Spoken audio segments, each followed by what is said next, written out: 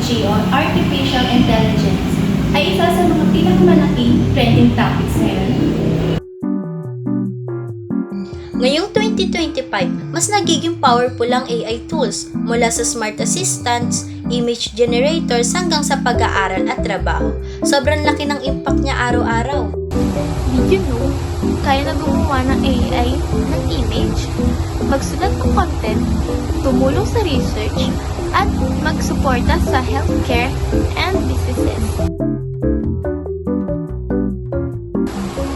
Sabi ng expert, nakatulong ang AI para mas maging mabilis at mas accurate ang trabaho. Pero, may challenge din tulad ng trabaho, ang automation, at ang misinformation. Kaya importante na marunong tayong gumamit ng AI ng responsable. Hindi lahat ng AI generated ay totoo. As a digital citizens, dapat marunong tayong mag-fact check, maging maingat sa pag-share at gumamit ng AI ethically.